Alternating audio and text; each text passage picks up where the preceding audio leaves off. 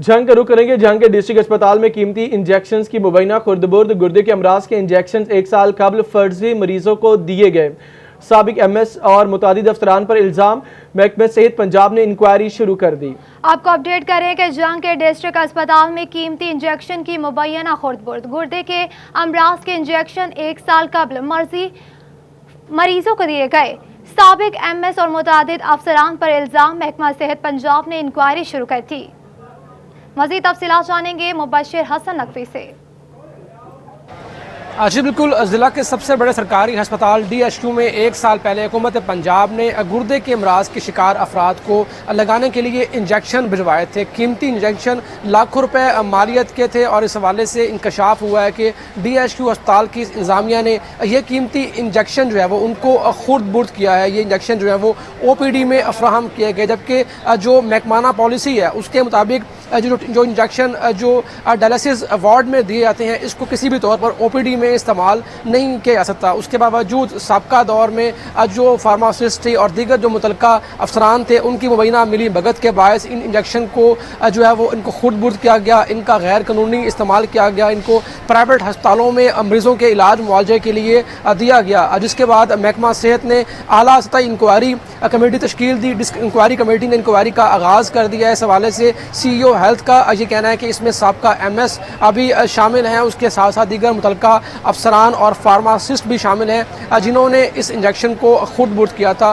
तकरीबन 900 के करीब इंजेक्शन थे और एक इंजेक्शन की कीमत 2500 रुपये बताई जा रही है। ऐसे अफराद जो गुर्दे के अमराज का शिकार होते हैं, खून की कमी को पूरा करने के लिए इन इंजेक्शन का इस्तेमाल होता है, लेकिन ये इंजेक्शन जो है वो उन मुतलका मरीजों तक ना पहुँच सके। इनका फ़र्जी इनका इस्तेमाल किया गया, फ़र्जी इनकी खानापूरी की गई, जिस पर इंक्वायरी कमेटी ने उन तमाम तर मरीजों को भी कॉल करके इस बात की तस्दीक की है कि आया उनको इंजेक्शन मिले हैं या नहीं, लेकिन उन फर्जी मरीजों ने इस बात का इनकार किया है कि उनको इंजेक्शन नहीं मिले। तमाम लाखों रुपए मालियत के इन इंजेक्शन को खुर्द-बुर्द करने के बाद आला सतही इंक्वायरी का आगाज़ किया गया। CEO हेल्थ का ये कहना है कि इंक्वायरी कमेटी की रिपोर्ट आने के बाद ही सामने आएगा कि कौन इसका हकीकी जिम्मेदार है। तो हम उनका ये कहना है कि जो भी इसमें मुलव्वस पाया गया उसके खिलाफ महकमाना कार्रवाई अमल में लाई जाएगी। जी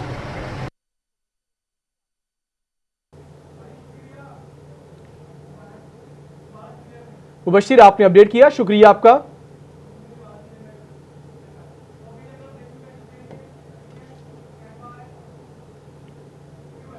फैसलाबाद में मुसाफिर गाड़ियों की इंस्पेक्शन का कोई तरीक़ेकार नहीं बन सका। मोटर व्हीकल एग्जामिनर भी फिटनेस चेक नहीं कर सकते। गाड़ियों के मुआयने के लिए vehicle inspection and certification system भी कायम ना हो सका। हादसात में कीमती जानें भी गई, आइंदा भी मुसाफिरों की जिंदगियां खतरे में हो गई। मज़ीद तफसीलात देखते हैं इस रिपोर्ट में। फैसलाबादी मुसाफिरों का अल्लाह ही हाफिज है, क्योंकि शहर में हज़ारों मुसाफिर गाड़ियों की इंस्पेक्शन नहीं हो रही। फैसलाबाद में गाड़ियों के मुआयने के लिए vehicle inspection and certification system कायम नहीं हो सका। फैसलाबाद से गाड़ियां पंजाब के दीगर अजला में कायम vehicle inspection and certification system से इंस्पेक्शन करा रही थी, मगर कोरोना के दौरान ऐसा सिस्टम बंद हुआ कि 8 माह बाद भी बहाल नहीं हो सका, जिससे गाड़ियों की इंस्पेक्शन और फिटनेस चेक नहीं हो सकती। सरकारी अदाद-ओ-शुमार के मुताबिक 16.5 लाख गाड़ियों में से 15,000 से ज्यादा 2000 से ज्यादा बसें, जबकि इतनी ही वैगनें पब्लिक ट्रांसपोर्ट के तौर पर इस्तेमाल हो रही हैं, जिनकी इंस्पेक्शन हुकूमत के लिए किसी चैलेंज से कम नहीं। मुसाफिर गाड़ियों की मुनासिब इंस्पेक्शन ना होने के सबब कई हादसा रोनमा हुए। रेस्क्यू रिपोर्ट के मुताबिक गुज़िश्ता 6 सालों में मुसाफिर गाड़ियों को 31,000 से ज्यादा हादसा पेश आए। कैमरामैन मोहम्मद उस्मान के साथ मोहम्मद रमजान मिर्जा, फैसलाबाद। रिपोर्ट आपने मुलाहिजा की थी, इस हवाले से मज़ीद तफसीलात जानेंगे रमजान मिर्जा से। जी रमजान, आगाह कीजिएगा। फैसलाबाद में मुसाफिर गाड़ियों का फिटनेस चेक करने का सिलसिला रुक गया। डिवीजन भर में मुसाफिरों की जिंदगियां खतरे में। गाड़ी की ब्रेक कब फेल हो जाए, टायर कब फट जाए, टायर रॉड कब खुल जाए, गाड़ियों की चेकिंग मुकम्मल बंद। ट्रांसपोर्टर्स रंग-रोगन पर ही इक्तिफा करने लगे। फिटनेस का अमल कब शुरू होगा? सरकारी अफसरान हुकूमती इकदाम का इंतजार करने लगे। रमजान मिर्जा से बात करेंगे। रमजान, इस हवाले से आपने तफसीलन रिपोर्ट भी बनाई, सारी चीज़ें आला हुकाम तक भी पहुँचाई गई, अमलन कुछ भी होता हुआ नजर क्यों नहीं आ रहा? जी बिल्कुल, 8 माह गुजर गए और गाड़ियों की इंस्पेक्शन का सिलसिला जो है वो शुरू नहीं हो सका। फैसलाबाद जनरल बस की गाड़ियां हों या इसके साथ साथ निजी लारी अड्डों के ऊपर आने वाली गाड़ियां, वहां पर भी इंस्पेक्शन जो है वो नहीं हो सकी। हज़ारों गाड़ियां हैं जिनमें ना सिर्फ मुसाफिर बसें हैं बल्कि इसके साथ साथ अर्बन ट्रांसपोर्ट है और इसके साथ साथ रिक्शे हैं जिनकी इंस्पेक्शन के लिए किसी किस्म का कोई भी तरीकाकार वज़ा नहीं किया गया। इससे पहले गुज़िश्ता हुकूमत के दौर में फैसलाबाद में विक्स एक इदारा जो था उसकी खिदमात ली गई, उनकी जानिब से खासे सख्त इंस्पेक्शन की गई, लेकिन दिलचस्प बात यह है कि फैसलाबाद में विक्स बन ही ना सका। और अब जबकि कोरोना आया उसके बाद विक्स जो था वो मुकम्मल तौर पर बंद हुआ और अभी तक उसकी सर्विसेज जो हैं वो बहाल नहीं की जा सकी। मोटर व्हीकल एग्जामिनर जो हैं वो इस सूरत हाल में गाड़ियों को इंस्पेक्ट नहीं कर सकते, जिस वजह से फैसलाबाद के कई लारी अड्डों के ऊपर गाड़ियों की सूरत हाल क्या है उस्मान आपको दिखाते हैं। इस वक्त ये गाड़ियां हैं जिनके ऊपर फैसलाबादी जो हैं वो सफ़र करने पर मजबूर हैं। और दिलचस्प बात यह है कि इसी तरह की गाड़ियां बहुत सारे निजी लारी अड्डों के ऊपर भी मौजूद हैं। इसके साथ साथ जो देहात के और छोटी तहसीलों के लारी अड्डे हैं वहाँ पर भी सूरत हाल जो है वो इल्क के बिल्कुल भी बरक्स दिखाई नहीं देती। नज़र ये आता है कि गाड़ियों की ब्रेक्स कैसे चेक की जाएँ, टायर राड को कैसे चेक किया जाए, इसके साथ साथ गाड़ी किस हद तक फिट है ये भी चेक करने का कोई भी सिस्टम मौजूद नहीं। हमारे साथ इस वक्त मौजूद हैं फैसलाबाद से जो वर्कर्स हैं उनके नुमाइंदे हैं, उनसे इस हवाले से बात करते हैं। मियां साहब ये बताइएगा, आप ट्रांसपोर्टर्स को भी जो है वो रिप्रेजेंट करते हैं, इसके साथ साथ आप वर्कर्स को भी रिप्रेजेंट करते हैं, लेकिन ये बताइएगा कि गाड़ियों के इंस्पेक्शन का अभी तक कोई सिलसिला नहीं हो सका, तो क्या लाखों मुसाफिरों की ज़िंदगियाँ इस वक्त रिस्क पर नहीं है? देखिए जी, हम तो काफ़ी देर से सूबाई हुकूमत को ये कह रहे हैं, लिख रहे हैं, उनको कहते हैं कि जनाब ये सिस्टम ही फिक्स का गलत था। सच्ची बात ये है कि ये इतनी ज़रूरत नहीं थी, हमारा पहला सिस्टम जो है वो उसको बहाल किया जाए। दूसरी बात ये है कि 8 महीने से आप भी फरमा रहे हैं ये दुरुस्त है कि बंद है, और बंद के बावजूद हमारे चलान होते हैं कि जनाब आप पास से कराएं, कहाँ से कराएं भाई पास। हमारा मुतालबा जो है कि फौरी तौर पर जो साहब का अपना सिस्टम था उसको फौरी तौर पर बहाल किया जाए, बल्कि इसमें हमारे तमाम हमने सुना है हमारे ट्रांसपोर्टर मिले हैं, हमारी यूनियंस मिली हैं, अपना वो सेक्रेटरी ट्रांसपोर्ट से, वज़ीर ट्रांसपोर्ट से मीटिंग हो चुकी है और नोटिफिकेशन नहीं आ रहा। इसको फौरी तौर पर हम तमाम ट्रांसपोर्टर चाहते हैं कि हमारी पासिंग हो और हमारी पासिंग होनी चाहिए। ऐसी बात नहीं है कि ट्रांसपोर्टर किसी भी दाखिलत करते, और पुराना सिस्टम जो है वो बहाल किया जाए, ये हमारा है। जी बिल्कुल, इनका कहना है कि अगर विक्स काम नहीं कर रही तो पुराना मोटर व्हीकल एग्जामिनर का सिस्टम जो है वो बहाल कर दिया जाए ताकि इनके चालान भी ना हों और इंसानी ज़िंदगियाँ जो है वो भी महफूज रह सकें। जी मिर्जा, अपने इस हवाले से तफसीलन अपडेट किया, आपका शुक्रिया। यह मामला है और इस हवाले से बारहा एहतजाज भी किया गया, ख़ास तौर पर यह मुसाफिरों की ज़िंदगियों के लिए बड़ा अहम मामला है। चेकिंग के दौरान फिटनेस और आलूदगी से मुतल्लिका मामला देखे जाते हैं, इसी पर बात करेंगे। डिप्टी कमिश्नर मोहम्मद अली फैसलाबाद ने हमारे इस मौके पर सिटी 41 से खुसूसी गुफ्तगू की, उन्होंने क्या कहा, मुलाहिजा कीजिए। जी, ये आपने जो पॉइंट आउट किया है, ज़ाहिर है ये हमारे पोल्यूशन में सबसे ज़्यादा रोल जो है ये ट्रैफिक का होता है और ख़ास तौर पे पब्लिक ट्रांसपोर्ट का। तो हम इसको इंशाल्लाह टेकअप करते हैं और पूरी कोशिश करेंगे कि ये सर्टिफिकेशन का जो प्रोसेस है उसको हम दोबारा से स्टार्ट कर सकें प्रॉपर तरीके से। डिप्टी कमिश्नर फैसलाबाद की गुफ्तगू आपने मुलाहिजा की। अब चिन्योट का रुख करेंगे, जहाँ पर म्यूनसिपल इंतजामिया की मुबैना गफलत, करोड़ों रुपए से खरीदी गई मशीनरी नाकारा। झंग रोड डिस्पोजल पर खुले आसमान तले 4 हीनो ट्रक, कंटेनर्स, 200 हथरेडियां और 100 ट्राईसाइकिल जंग आलूद होने से कबाड़ का मंजर पेश करने लगे। जी बिल्कुल, आपको आगाह करें कि चिन्योट में म्यूनसिपल इंतजामिया की मुबैना गफलत, करोड़ों रुपए से खरीदी गई मशीनरी नाकारा हो गई। इस हवाले से मजीद तफसीलात जानेंगे सिटी 41 के नुमाइंदा अब्दुल कदीर से। जी अब्दुल कदीर, आगाह कीजिएगा। बिल्कुल, चिन्योट में ज़िली और म्यूनसिपल कॉरपोरेशन इंतजामिया की मुबैना गफलत सामने आई है और आलमी बैंक के ताउन से करोड़ों रुपए की जो लागत से मशीनरी खरीदी गई थी वो इंतहाई खस्ताहाली के मनाजिर पेश कर रही है। इस वक्त मौजूद है जंग रोड पर वाक़ डिस्पोजल पर और यहाँ पर करोड़ों रुपए की मशीनरी जो है वो यहाँ पर रख दी गई है और जंग आलूद हो चुकी है। आलमी बैंक के ताउन से 7 करोड़ 43 लाख रुपए की लागत से ये मशीनरी खरीदी गई थी, जिसमें 4 हीनो ट्रक है, 4 डंपर्स हैं, इसके अलावा 4 कंटेनर और 200 हथरेडियाँ और इसके अलावा 300 से ज़ायद ट्राईसाइकिल हैं, जो कि इंतहाई खस्ताहाली के मनाजिर पेश कर रहे हैं। लेकिन म्यूनसिपल कॉरपोरेशन इंतजामिया जो है वो शहर में कूड़ा उठाने के लिए कोई इकदाम नहीं कर रही। मुख्तलिफ जगहों पर कचरे के ढेर लग चुके हैं। सवालत शहरी भी हमारे साथ मौजूद है, उनसे भी बात करेंगे। भाईजान बताइएगा, म्यूनसिपल कॉरपोरेशन इंतजामिया शहर की सफाई सुथराई करने में बुरी तरह नाकाम हो चुकी है। जो करोड़ों रुपए की मशीनरी है वो नाकारा चुकी है, जंग आलूद हो चुकी है, कबाड़ का मंजर पेश करी है। क्या कहना चाहेंगे, क्या मुतालबा करना चाहेंगे? जी बिस्मिल्लाहिर्रहमानिर्रहीम। भाई आप बिल्कुल ठीक फरमा रहे हैं, आपके सामने ये पड़ी हुई है, पीछे मशीनरी जंग आलूद हो चुकी है। और ये वर्ल्ड बैंक ने तो हमारे साथ बहुत अच्छा कोऑपरेट किया था एज ए नेशन, जो है ना पाकिस्तानी आवाम के साथ जो है ना उन्होंने बहुत अच्छा जो है ना उनके साथ कोऑपरेट किया था। लेकिन इधर जो इंतज़ामिया ने उस पर जो है ना खातिर खा इकदाम नहीं किए, जिसकी वजह से जो है ना ये अपना सारा सामान जो है मशीनरी है ये अब जंग आलूद हो चुकी है, क्योंकि इस पे जो है ना इसकी केयर नहीं की गई और ना इसको जो है ना इसके काबिल इस्तेमाल लाया गया। हाँ जी बिल्कुल, ये करोड़ों रुपए लागत से मशीनरी खरीदी गई और वो मशीनरी जो है वो नाकारा हो चुकी है, जंग आलूद हो चुकी है, कबाड़ का मंजर पेश कर रही है। इस सवाल से जो शहरी हैं उनका यही मुतालबा सामने आ रहा है कि म्यूनसिपल कॉरपोरेशन इंतजामिया इससे करोड़ों रुपए लागत से जो खरीदी गई आलमी बैंक के ताउन से मशीनरी है उसको जो है वो बेहतर बनाया जाए, उसकी ना सिर्फ जो है वो उसको काबिल इस्तेमाल बनाया जाए बल्कि शहर भर में जो लगे कचरे के ढेर हैं उनको उठाया जाए ताकि शहरी जो है वो इस मशीनरी करने के लिए।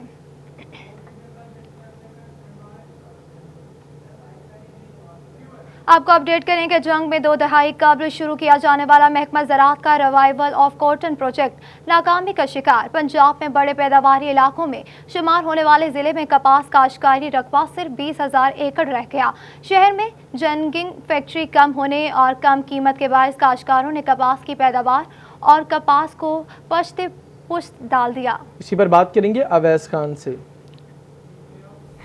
तो बिल्कुल महकमा ज़राअत की जानिब से 2 दहाई कबल शुरू किया गया रिवाइवल ऑफ कॉटन का मंसूबा जो है 20 सालों बाद भी नाकामी का शिकार है और यही वजह है कि कपास की जो काश्तकारी पैदावारी जो सूरत हाल है उसमें मुतवातिर कमी आ रही है। इस हवाले से काश्तकारों को में जो कपास जो है वो रुझान पैदा नहीं कर सकी, जिसके बाद फैसलाबाद डिवीज़न जो पंजाब के बड़े जो है वो कपास के जो है पैदावारी डिवीज़न में जिसका शुमार होता था उसमें मुतवातिर जो है रकबे के अंदर कमी पाई जा रही है और जिससे ना सिर्फ इंडस्ट्री मुतासिर हो रही है बल्कि जो है आम कपास की कीमतों में भी मुतवातिर इजाफा हो रहा है। इसकी वजूहात के जानने के लिए मेरे साथ यहाँ पे काश्तकार मौजूद हैं, इनसे बात करेंगे। अच्छा जी दसो की वजूहात हैं जिहदी वजह तो कपास जिहड़ी काश्त नहीं कीती वही नहीं काश्त इतनी की जा रही जो खर्चे ज़्यादा हैं, आमद है नहीं, इतना खर्चा आ रहा है जो ना बिल पूरे होंगे कपास की काश्त ते ना ही अपना खाद पूरी होंदी है। फैक्ट्रियां भी नहीं हैं झांग दे अंदर जेड़ी कीमत इस हवाले नाल कीमत ही सही नहीं मिलती।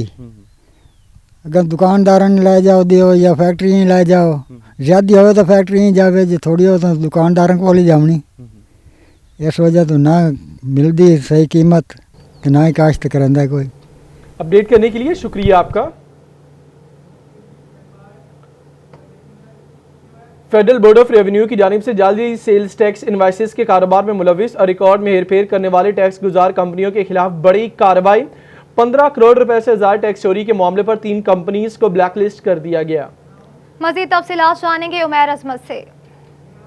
जी फेडरल बोर्ड ऑफ रेवेन्यू की जानिब से सेल्स टैक्स के रिकॉर्ड में हेर फेर करने और जाली सेल्स टैक्स इनवाइसेस केस में मुलविस 3 टैक्स गुजार कंपनियों को ब्लैकलिस्ट कर दिया गया है।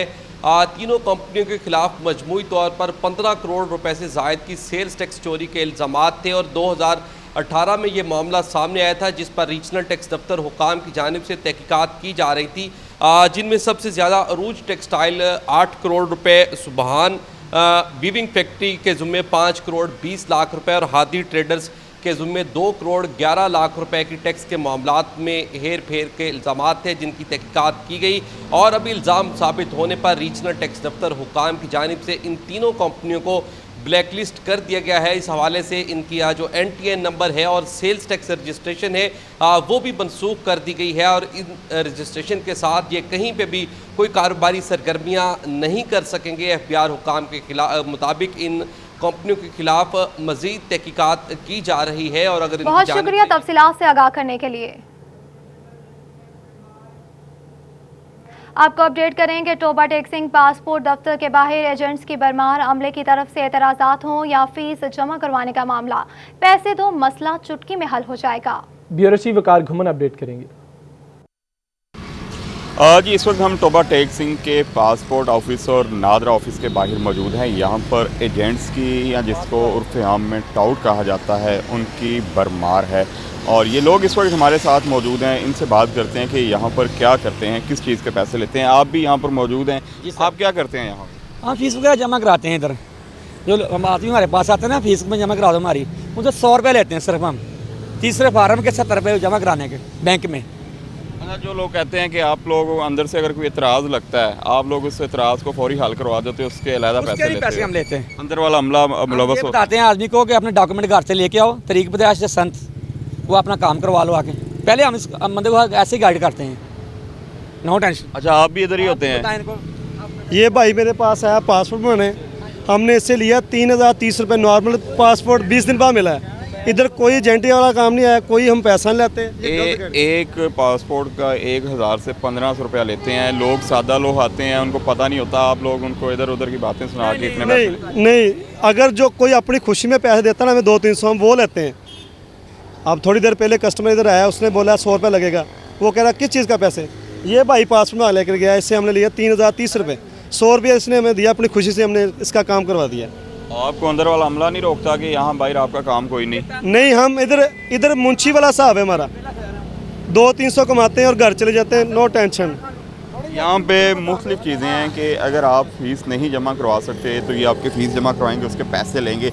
लेकिन जो असल कमाई है वो ये है कि बैना मिली भगत से जो अंदर का अमला है वो मुख्तलिफ औकात में जो एप्लीकेंट्स आते हैं उन पर उनकी दरख्वास्त पर छोटे मोटे एतराज़ लगाते हैं। जब वो बंदा परेशान बाहर आता है तो फिर इन लोगों का काम शुरू होता है। ये उसको कहते हैं कि आप हमें इतने पैसे दो तो आपका ये काम करवाते हैं। इस मद में ये तमाम लोग पैसे लेते हैं। अभी कुछ देर पहले यहाँ पर काफ़ी लोग मौजूद थे जो अब यहाँ से जा चुके हैं, लेकिन बाकी चीज़ें आपके सामने हैं। पासपोर्ट और जो नादरा दफातर है इनके बाहर जो एजेंट इनको कहा जाता है या टाउट कहा जाता है, और मुबैना तौर पर जो अंदर के स्टाफ की मिली भगत है वो इसमें वाज़ेह तौर पर देखी जाती है। आपने अपडेट किया, तफसीलन आपका शुक्रिया।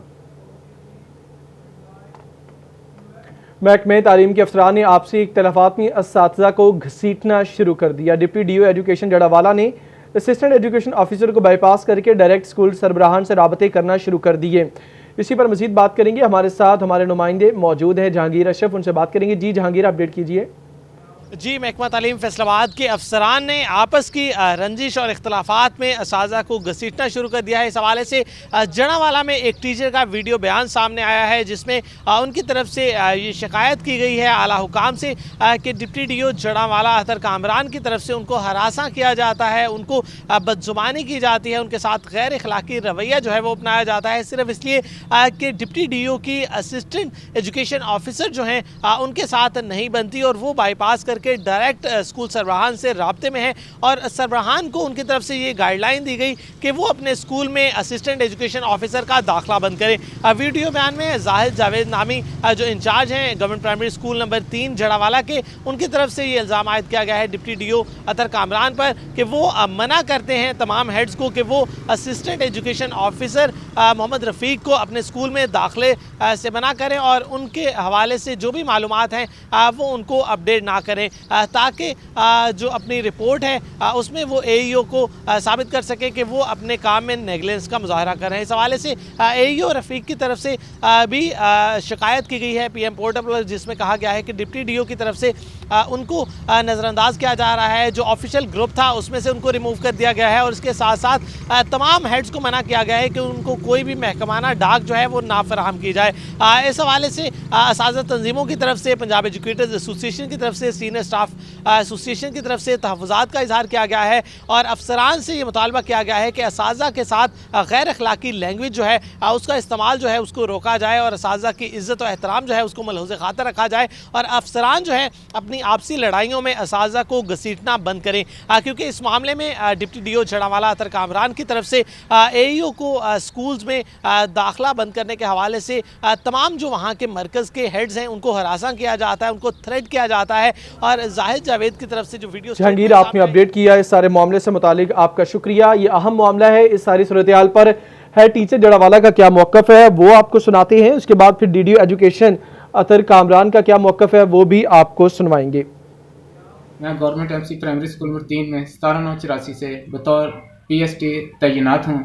2007 से बतौर हेड टीचर के तैनात फ़राइज़ अंजाम दे रहा हूँ। अब मौजूदा डिप्टी DO साहब मिस्टर अतर कामरान साहब मुझे इस कदर उन्होंने ज़हनी तौर पर टार्चर किया हुआ है, तंग कर किया हुआ है कि मेरा कसूर सिर्फ ये है कि मैं AO शफीक साहब को स्कूल में अंदर आने से नहीं रोक सकता, क्योंकि वो हमारे ऑफिसर हैं, AO साहब हैं, जबकि डिप्टी साहब जो हैं अतर कामरान, वो कहते हैं कि उनको हेड टीचर का मौक़िफ़ आपने सुना। दूसरी जानिब DDO एजुकेशन अतर कामरान क्या कहते हैं, ये आप भी सुनिए।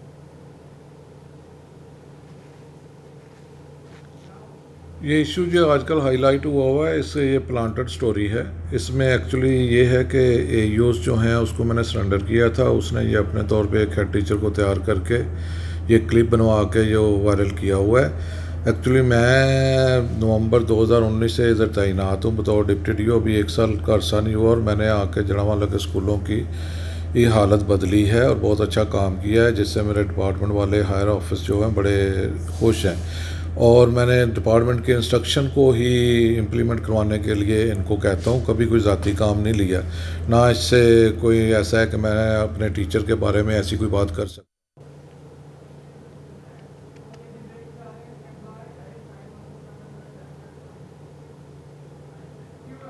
ये फैसलाबाद स्टेट बैंक की जानिब से श्रीनगर होटल में स्मॉल मीडियम इंडस्ट्री के फ़रोग़ के लिए SME क्लिनिक का एहतमाम तकरीब का इनेकाद किया गया है।